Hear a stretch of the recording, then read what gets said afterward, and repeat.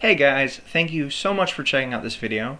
So what you see before you is the Pteranodon from Jurassic Park: The Lost World. This is my all-time favorite representation of this animal, and you just can't buy it in a figure.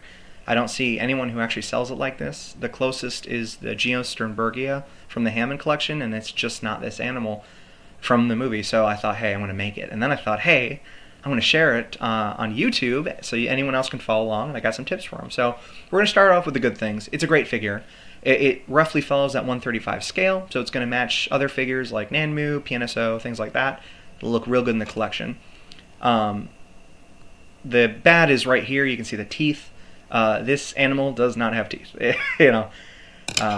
Highly inaccurate, and that's the big thing. So we're going to take care of that big thing. The best case scenario here is an X-Acto knife. You can use the beak as a guide, and you can see just score it right off. Clippers like this are just not going to do it. They're too big.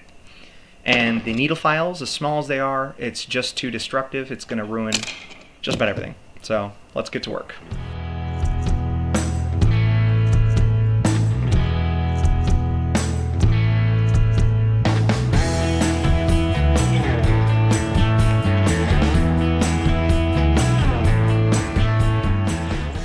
Alright, and with that, little scrub dub dub, we're going to go ahead and just take a Scotch-Brite with a little water, nothing fancy, no soap, no nothing. We're just going to scrub it up, dry it off, and we can move on to the next step.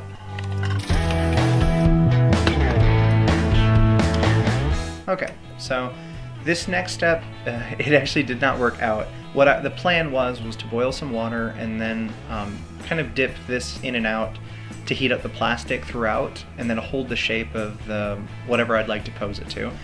This didn't work. It didn't damage it. There's really no harm, no foul. It's just the only way I'm convinced it would do what I was trying to do by heating it up is to torch it or to bake it off or do something destructive, which obviously we don't want to do. So I just scrapped it. Its pose is fine. Yeah, and we'll just move on to the painting. So I learned quite a lot here, and I'd very much like to convey to you what I've done. So if you try this yourself, you have a leg up.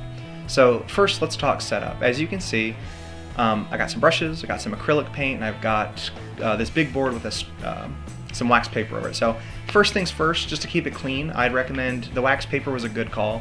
I just laid out enough to stretch over my table, and I duct taped it to the side. It got nice and it didn't move, and I could mix the paint right on it. And when everything's said and done, you just put everything together, ball it up, and toss it in the trash. Easy as can be. Everything here's dirt cheap. The brushes, all of this I got at Hobby Lobby, minus the pop-up figure, obviously. The brushes I think were $3. That's $1 a piece, and you can wash them and keep them for however long you keep them. And then the acrylics, they're 50 cents a piece, minus the turquoise, as you can see me use, kind of in the middle there. The turquoise was I think like $1.30. You don't have to, if you have the skill set or just the patience, you can mix your colors. As you can see, I do that quite a bit here. I just got lazy for that one. I like that turquoise, and I got it. But yeah, pretty much that's the setup. And then as you can see, what I did with the paint, starting right off the bat, made a mistake. I'll tell you right now, this process for painting, it's sped up, obviously. That's not me painting that fast, guys. That's sped up from 2 hours. And I'm convinced I could probably do this in like 30 minutes. Again, it's just, I was learning so much as I was going. So the first thing that I said I messed up was the wings. I painted the bottom side white because I wanted like a black wash. And now a black wash, for those who don't know, it's you just paint something, and to make it kind of look worn, maybe grimy, like used, you'd water down some black acrylic, 1 part water, 1 part acrylic, and you'd brush it onto the finished, like the painted piece, and then just dab it off or wipe it off, and it kind of has a realistic look. And I thought, oh, I can do that at this scale. The thing about it is, reverse it. What I ended up doing was I painted the wings later, as you'll see here. I actually go over and paint them black, and then I take a white dry brush and dry brush over the black, and it actually makes a much more like natural look overall that melds well with the other colors I'm using. It's a great trick there. I really enjoyed learning that process. And you can see we're just kind of combining these colors.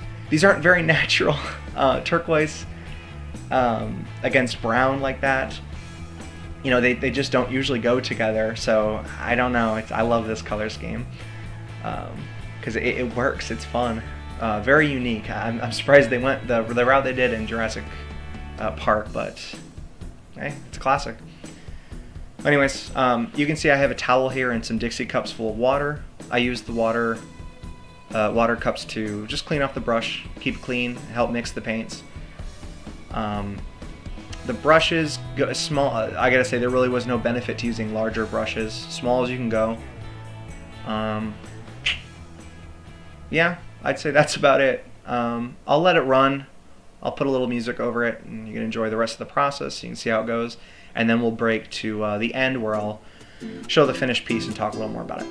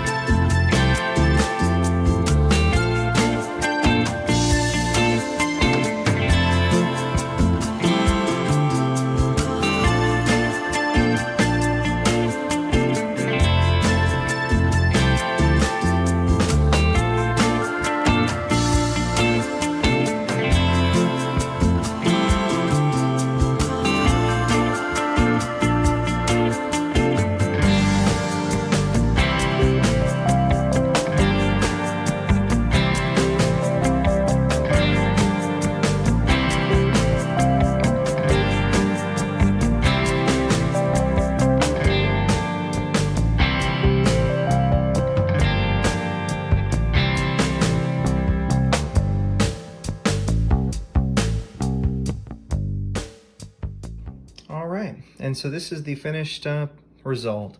I'm quite happy with it. I'll see if I can throw up some pictures alongside here so you can get some references just to show what we got going on, but I'm happy with it. You know, it's a product of my own creation, it's one of a kind, and it's accurate to the film. You know, it's inspired by that paint scheme, so